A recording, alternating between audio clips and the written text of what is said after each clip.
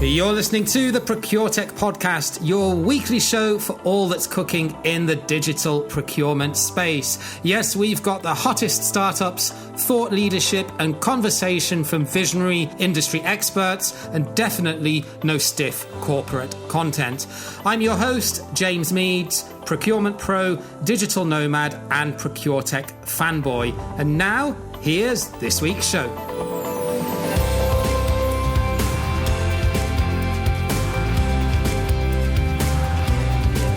Yes, hello and welcome to another edition of the Procuretech Podcast, where every episode we bring you everything that is fun, exciting and innovative in the digital procurement space. And in this episode, we're actually going to extend that a little bit and talk about supply chain and how that is very much intertwined with what's going on in procurement. We're continuing with our series of interviewing industry experts and thought leaders to get their take on procurement and especially digital procurement at large. So I'd like to welcome onto today's show a big personality in the supply chain space, got a YouTube channel with almost 10,000 subscribers, got online courses, has got a complete resource platform out there.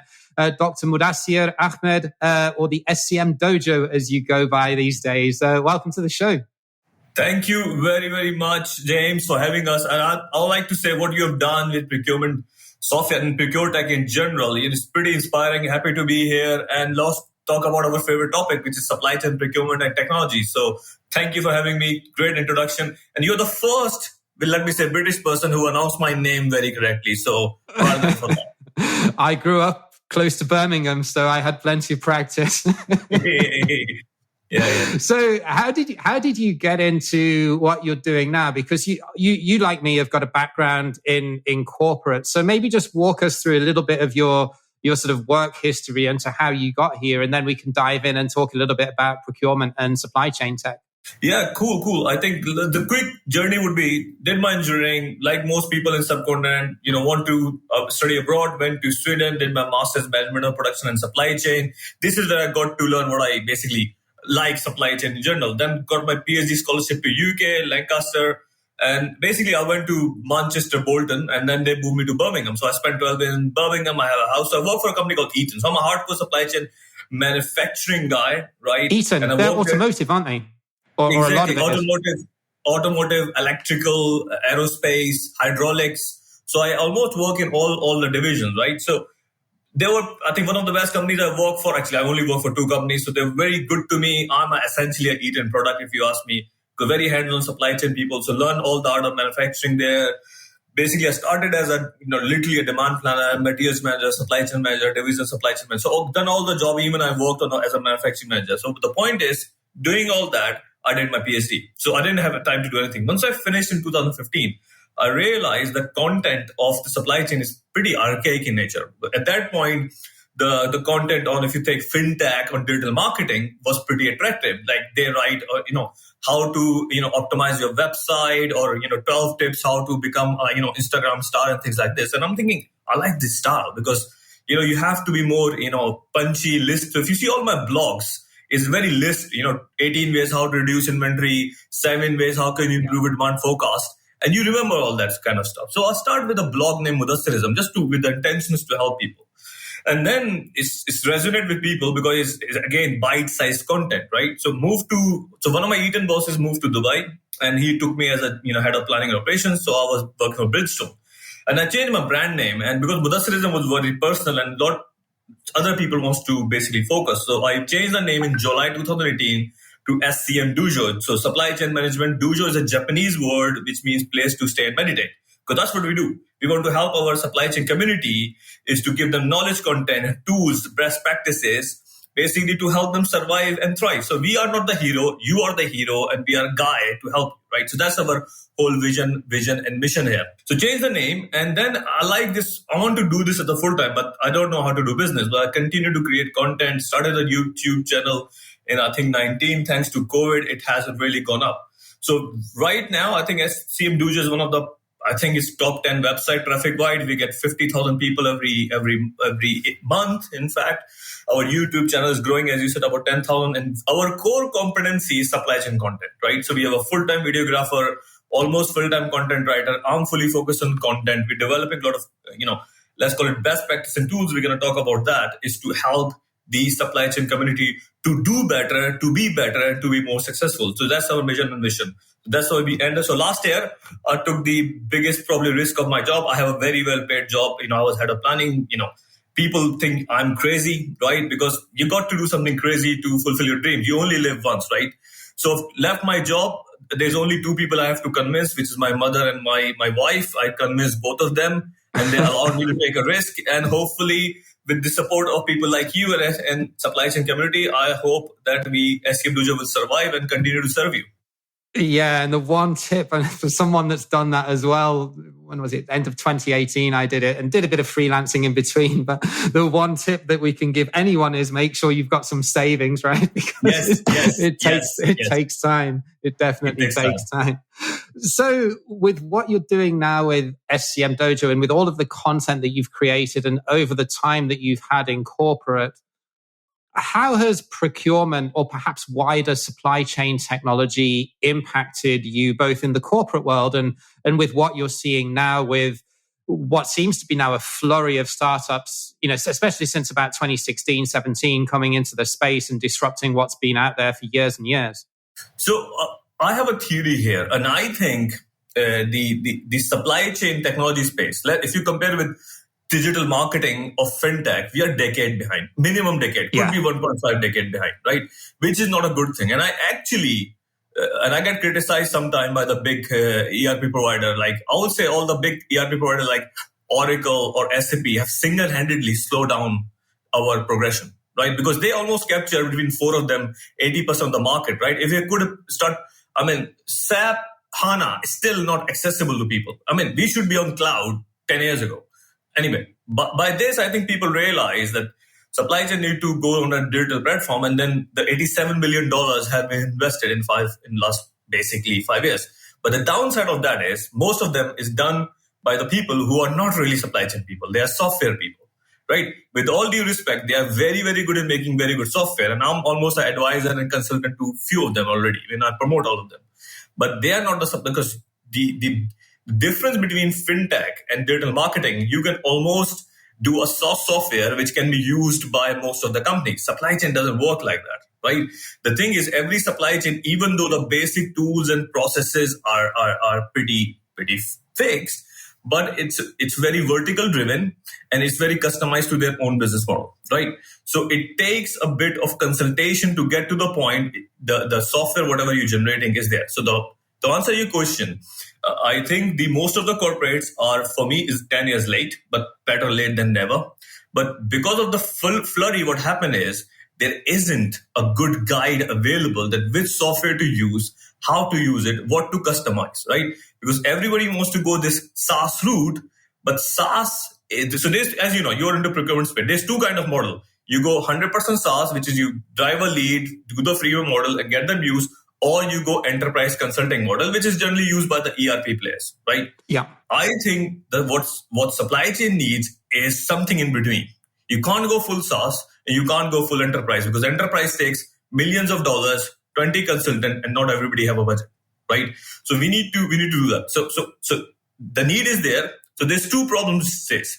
Even though all the supply chain leaders or people wants to jump on this bandwagon of less digitalized supply chain, but they do not understand where to start. First problem, right? The second problem is, okay, if they want to do it, but they don't know where to start, what area to focus, because supply chain is a big spectrum. So let me expand on both. So where to start means, but you need to understand the concept of what does digitalization mean. So I've in fact done a course on this. You can go and look, but the synopsis of the course is following.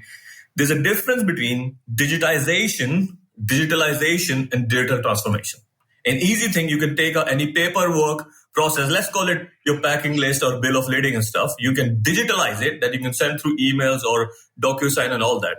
But how you transform your business to drive either internal efficiencies, that means you save time for people, or external efficiencies means you can create a better customer experience, right? Or that means provide better customer service, better agility, whatever. So the digitalization effort needs to do at least ideally do both or at least one of them. So that needs to be defined first, right? So you need to know what you want to transform, right? So that question, because everybody jump on the technology. Oh, let's do AI, let's do RPA, let's do, let's deploy cloud. But they don't know that each technology has a certain specific application. So blockchain, where you need more secure processes, more end-to-end data. If you want to go more visibility, then you have to go more IoT route, for example, right? If you more integration, you have to go more cloud computing route. If you want to increase your for example, your R&D of prototyping, then you have to go 3D printing, for example. So each technology has a specific application. There is no one size fits all. So that awareness needs to be created. So SCMDOJO is doing that. I know you are doing that, right? So that needs to happen. That's the first part. Second thing is you have to standardize to digitalize. You can spend millions of dollars. You can use 09, Project 44, COPA, all that. But if you don't have these standard processes, you will not see ROI. You got to do that. And this is where the consultation comes in. I mean, I can talk about this for next 1 hour. So I'll just stop here. And that is, people change management is always going to be a factor that will enable your digital transformation to succeed or fail. But there is obviously an element of the technology as well that, you can implement the best technology, but with poor change management, it will fail. But likewise, you can, to some extent, implement a crappy platform with good change management and see an element of success. But I would always argue that while that may be to some extent correct, choosing the right platform that suppliers and stakeholders alike internally want to use, especially if it's something that does something a bit more operational or transactional. If we're talking about spend analytics or e-sourcing, it's only procurement or maybe finance that use it. Likewise, with things like inventory planning, it's only going to be someone that works in S&OP that uses it. It's not going to be someone that's in the shipping department.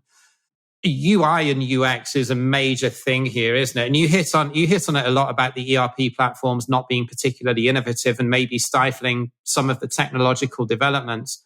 Is there one area specifically particularly in the areas of procurement that sort of cross over and touch supply chain, where you feel that technological developments will have or indeed are having at the moment the biggest potential impact? Before I answer this, I think there's one word you use is choosing, how to select the platform, right? So let's focus on this word, the process of selection. So historically, especially in big corporations, they have two problems. All the software is selected by IT people, right? They're involved. Yeah. Second, they got this huge issue of security. You have to go through this 4 months or 5 months of security. So for example, if you go to big companies like Schneider or even Bridgestone, right? I work for one of them. Your software is the best, right? But you can't get through before they go through the 4 months of security checks. That is too long. That adoption is too long. That needs to be cut down, right? I don't know how we're going to do that. Maybe the software guys need to do a better job. But before that, who's making that decision of what technology or the platform we go for? Is this IT folks or it is supply chain folks? And in my view, it has to be supply chain procurement folks who should be making a decision, right? Okay, this is a technology we need to go for. Do they have the right understanding? I mean, you know more than me, most of the people don't have the right understanding to make the right decision which platform, because it all comes down to the price. Price comes later. You need to see that how the UX and UI, as you mentioned, and the integration with your current ERP is good enough so the transfer of the data is seamless. So it gives you this experience, right? So that decision making and the process of decision making is important. And I know you are working on this and on your website, and kudos to you to do more work on this. So once that happens and you make the decision, so where we are making a biggest impact, and in my experience, even though I've seen, people do not like to use multiple platforms, right? If I'm a supply chain manager, I want to do everything into one platform, right? If I have to use 4 different platforms to do RFQ, procurement, and spend analytics, then use my ERP to create my purchase orders, and then basically track my shipment somewhere else, and then somebody else gonna give me visibility. I'm using 4 different platforms. You're asking me too much to do, right? So eventually what will happen is the platforms which are going to offer most of these, let's call it applications into one architecture will win. Right now is a race. Everybody was running to come first, but that's just naturally happening. So I would say biggest impact in terms of procurement I have seen, with all due respect, I think people start using COPA and similar software, but it dies down eventually, right? Because they can't do everything in this one software, right? Okay. So I have not seen any successful impact of the software in my experience, the company I work for, right? So I'm not going to exaggerate about it. However, if you go on because I'm a supply chain guy, right? I've never been a procurement director or a CPO and stuff. But I have seen people using, for example, demand solutions or Forecast Pro or Slim Stock. But again, they are a once in a month activity, happens outside in an S&OP process, right? But in that one, in fact, the procurement guys hardly get involved. And I'm saying, you guys need to understand how the software is creating a demand forecast or doing the inventory optimization, because it's going to impact your spend. Because it's going to impact your spend. Therefore, whatever the pricing you have scheduled and contracts you got in place is gonna be disrupted. So the bigger problem is that the supply chain guys and logistics guys, they're using own softwares, but they're not talking to the procurement softwares, right? Which, in my view, they should. A couple of things I'd love to pick up on there. So I think Cooper is probably the only one right now that is actively pursuing a strategy of implementing supply chain software and procurement software in one platform. Llamasoft was the big acquisition they did in that space, right? Yes. Cooper's obviously an enterprise level platform, but you hit on the fact that supply chain managers or even procurement people to that extent are not keen to work in multiple platforms. And I would broadly agree with you, but I do think that if they're getting the benefit of a better user experience and less training and onboarding requirements to be able to use the software, especially if it's something that stakeholders need to use as well, I would argue that then perhaps they would be more open to do it. But I do think that we are going down the route that even these best of breed platforms now are branching out and going towards a more modular structure. And I think it's a little bit like these new players are starting to replace the older legacy players that are just too expensive. They move too slow. It's built on an old tech stack. It's built on selling it to major enterprises.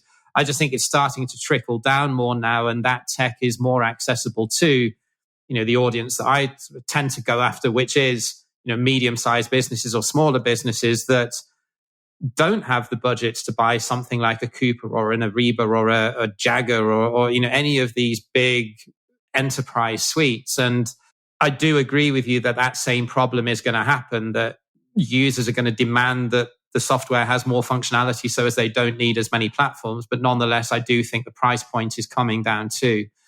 So one is the price point. And second, you've already mentioned this modular functionality. Yeah. Right? That is super important, right? Because, for example, if you're offering me any software, because, for example, you're offering me, there's a CRM software, there is a contract software, spend analytics, RFQ flows, just looking to procurement. I might not need all of them. I just want to use 2 of them, right?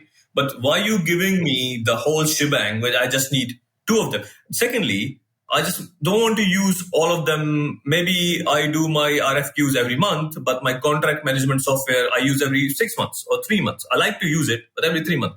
Then I don't want to pay for every month because I'm not going to use it. Okay. So this intention, let's get all the money annually, is not going to go down well in actually medium future, not long-term future. So it has to be, the pricing should be done on pay as you go model or on demand pricing model, right? Because if whoever comes up with that, and that's what we are doing with SCMDOJO, we have a monthly kind of on demand pricing, pay as you go. That will play a huge role in the adoption of those softwares, in my view. Yeah, it'd be interesting to see if any companies do develop that. I mean, at the very, very low end, you are seeing month to month sort of software as a service type of pricing per license, or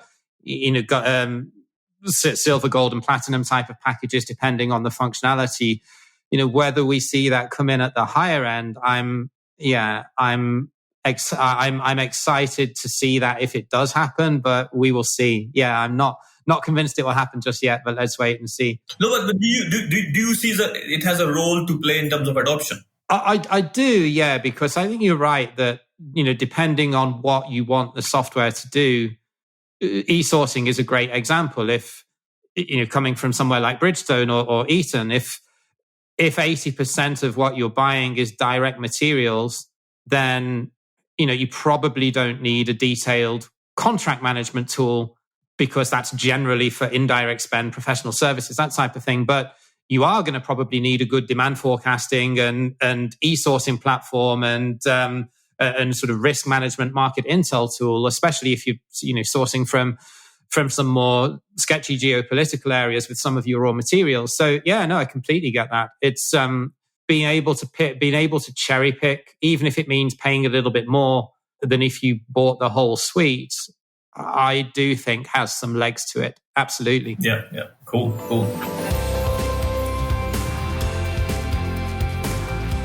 Hey, so just a quick interlude to let you know about procurementsoftware.site. This is a new website that I recently launched to give you, the listener, a free-to-access, intuitive guide to digital procurement technology. You can filter on a multitude of different criteria and pick out a short list of procurement software solutions that are relevant to your business and your needs in less time than it takes to boil an egg. No corporate subscriptions, no complex jargon, and definitely no pay-to-play model.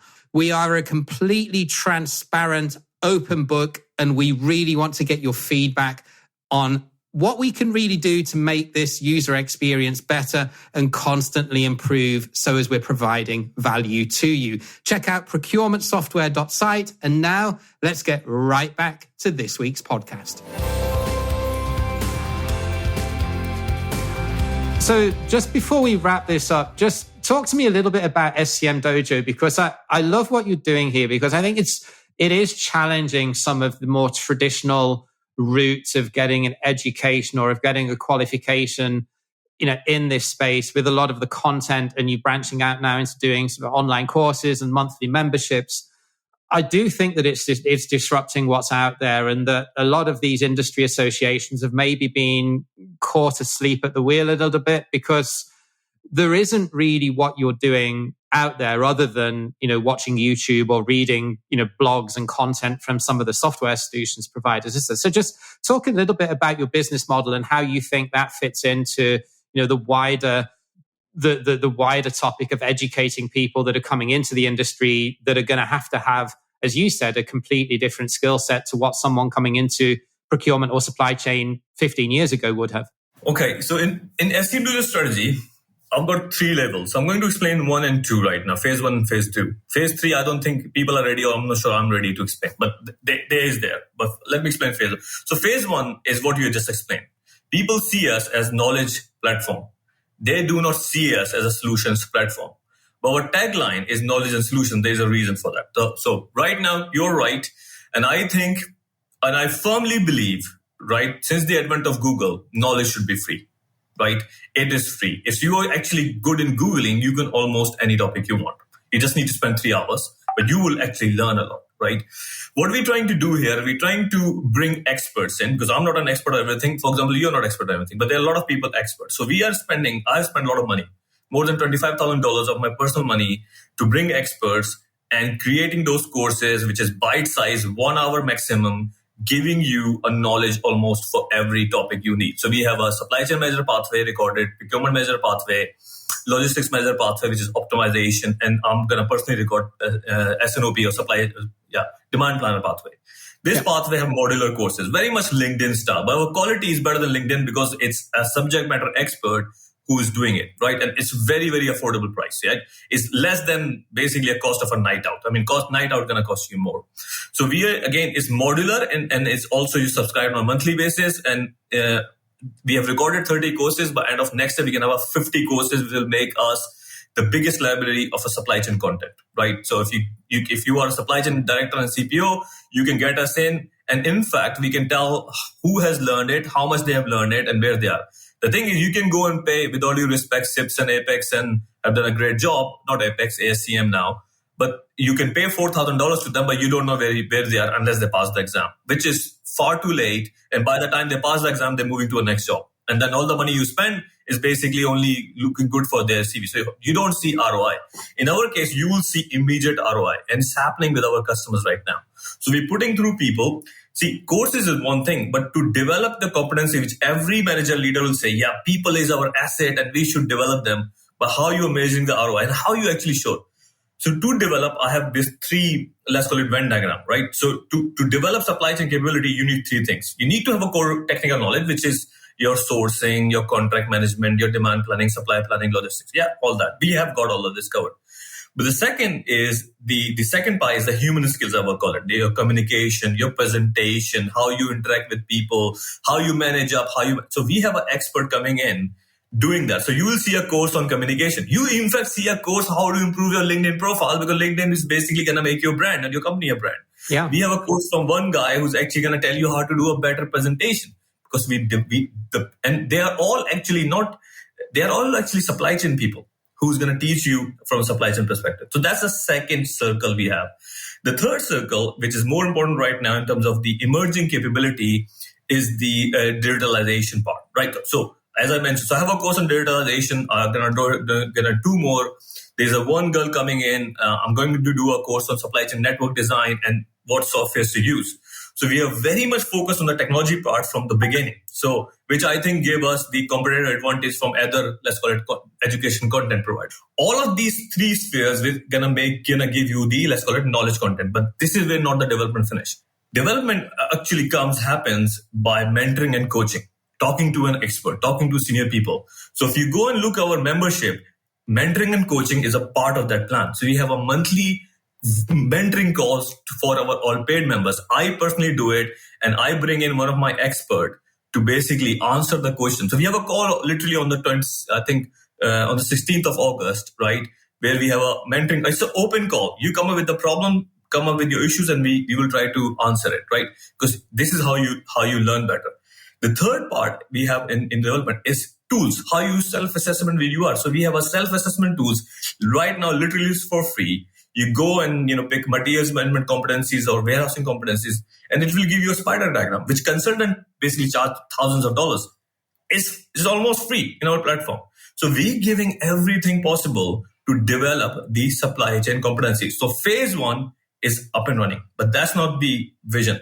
Then what we're actually doing is we are creating first ever supply chain expert marketplace. So that's the development of the design happening as we speak. So I'm working with my developers, creating that. And I already have 20 expert lineup. The aim is to have 100 by the end of this year, maybe 200 by the next year. And those will be the subject matter experts. You can hire them for one-to-one coaching. You can hire them for group training classes. You can hire them for a phone call and book their time. Because not all those experts are easily available. I mean, you can find them on LinkedIn. Good luck finding and contacting them and paying them and whatever. So we're almost going to package their expertise, which is service like a product kind of concept. So our platform will become, in fact, the true platform of knowledge and solution and expertise. So this is phase 1, which is up and running right now.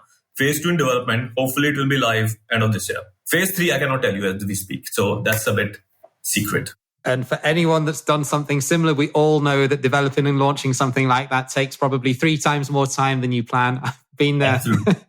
Agree. So if anyone would like to learn more about what you're doing, or maybe join your supply chain revolution that you're putting through with SCMDOJO, where's the best place that people can get in touch with you? That's it. I'm on LinkedIn. Just go to @SCMDOJO is our handle on Facebook or Instagram or Twitter everywhere, right? So just message us. You can find and visit our website, scmdojo.com. And we have a chat bot there. It's actually not a chat bot. There's a live person sitting there full time. So if you drop a question in our chat box, we are happy to answer any questions. But before we finish, I want to touch one topic and take your, and I'll take your input on this. So we have got, I think when we are trying to, develop people or talking about technology alone is important, right? So design thinking, innovation, all the tech RP, etc. So that's one thing. Then there's a procurement soft skills, which I think very established in the procurement community. Then there's the hard skills as well. And there's like SOPs, right? Our intention is to cover all of that in one platform. So we want to give the technology part. We want to train you on the hard skills and the soft skills, right?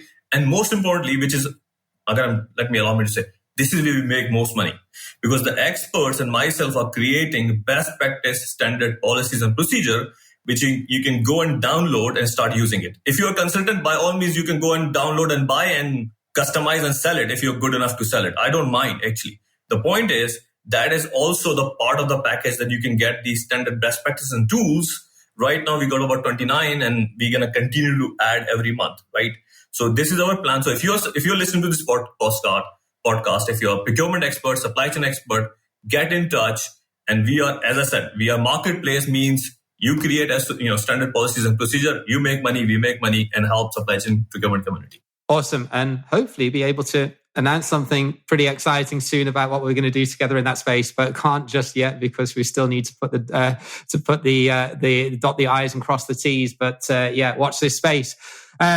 Muddassir, thank you so much for coming on. You're a wealth of knowledge and big personality, and love speaking to you whenever we touch base. So appreciate you coming on the show, and good luck with everything that you're doing. Thank you very much. And I think I'm pretty excited to what you do. I think what you do is needed right now. You're making complex things simple.